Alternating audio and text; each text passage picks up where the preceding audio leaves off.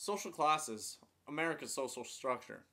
As we see to the left, we have a picture of two people. On the top, there's Steve Jobs, who was considered an upper class person. And then at the bottom, we see a homeless guy who was considered lower class. I find it interesting that when I went online and searched on Yahoo Images for a homeless person, this is one of the first pictures that came up. And it perpetuates the idea that those that are in a lower social class are there because they're less likely to have the desire to work hard, or that they just want a free ride throughout life. To talk about social class, we first need to define it. And it's a system of social stratification most commonly found in contemporary industrialized nations. As we saw in the lectures, there were 5 levels of development of social stratification. We started out as a people foraging, and then throughout time and the ability to stockpile goods and amass wealth, here we are in the post-industrial stage of development, and our system of social stratification now is social class. In America, social class is determined based on your wealth or your lack thereof. As we see in the chart down in the right-hand corner, 80% of Americans share only 7% of all the money in America. That shows, that the distribution of wealth is not even in this country. And that, in a sense, is how we have determined social class. If you look at the ideas of Max Weber, he didn't just talk about social inequality as social class.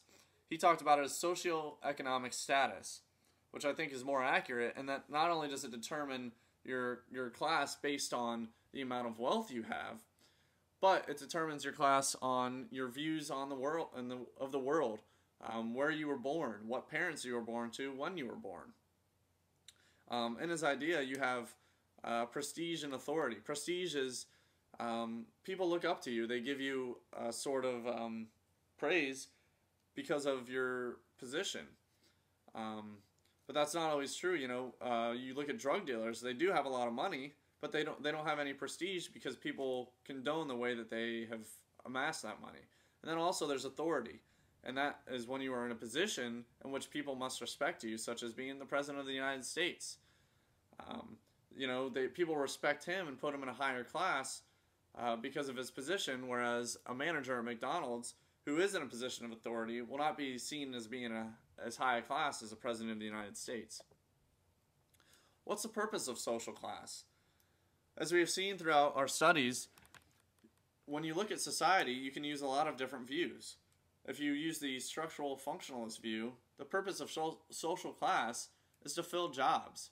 You see in the bottom left-hand corner, there's a picture of a doctor and then of a janitor.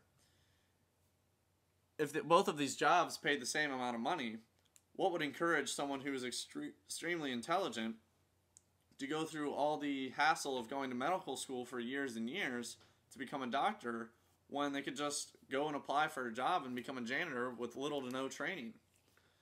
The only problem with the structural functionalist view is that it assumes that there's only a small percentage of people that are able to perform the jobs, such as doctor, that have the knowledge and intelligence to be able to perform those jobs. But in reality, it's just that a lot of people lack adequate access to the training to be able to teach them how to do those jobs. When you look at social class using the conflict view, you see that it's to keep a certain group of individuals at the top of the social ladder. If you look in the bottom right-hand corner, there's a picture of a king.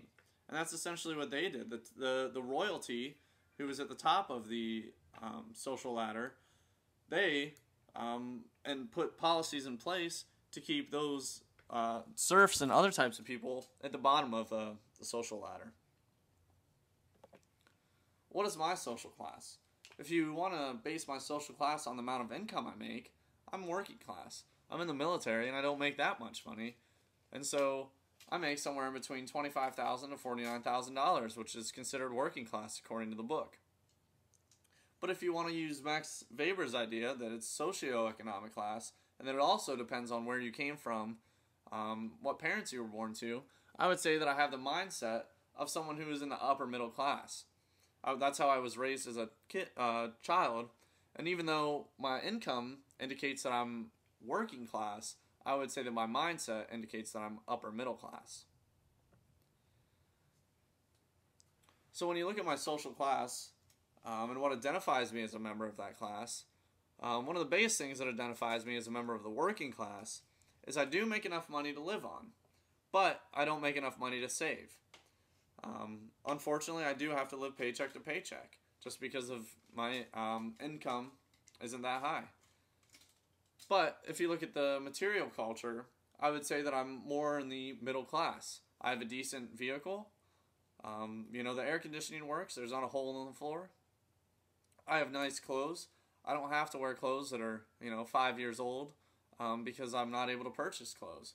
But if you ask my wife, I do it anyways. I live in a nice house in a gated community.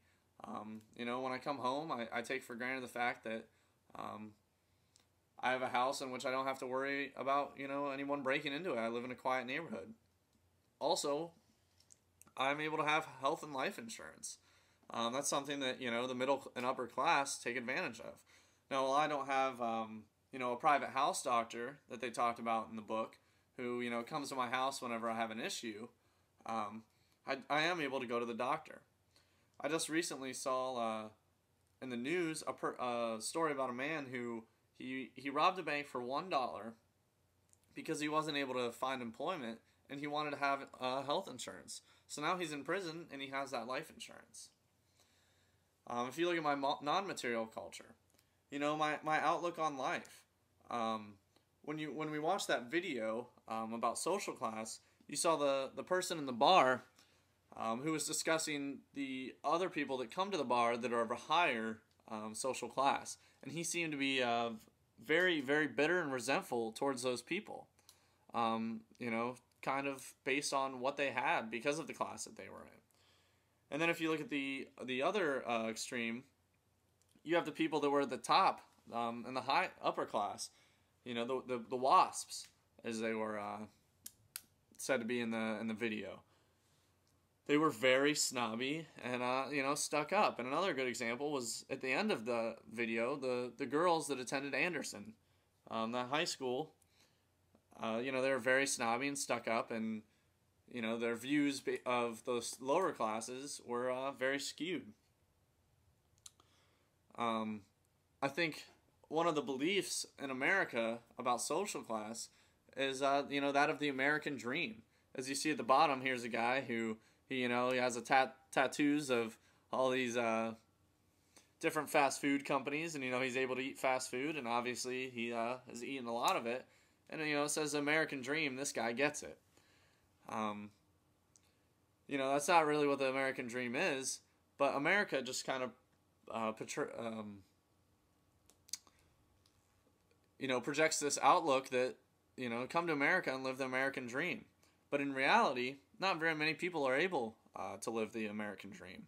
If you look at it, the people that are in the lower class, they aren't able to have access to that education, and therefore they have to have lower income jobs, and so they kind of get stuck in the lower class. They really don't have any class mobility. And then if you look at the other extreme, the upper class, they're in the upper class. And while it is possible for them to lose their money and go to the lower class, being in the upper class and the amount of wealth that they do have, it is highly unlikely.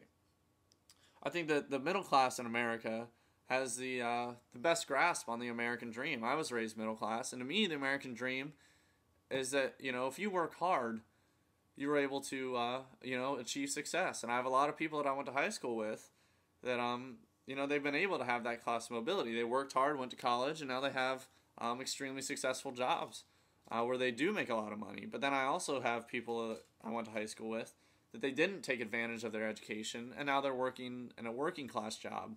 So they're kind of going backwards. So America, even though we portray this belief in the American dream, it really doesn't exist for but a small percentage of the country.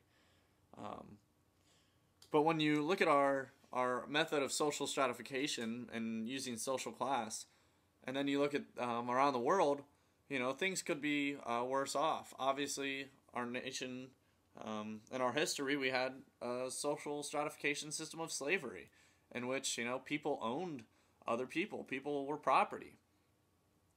And then you see in India, there's the caste system, and while they're taking steps towards getting rid of that caste system, it is still very prevalent in their society.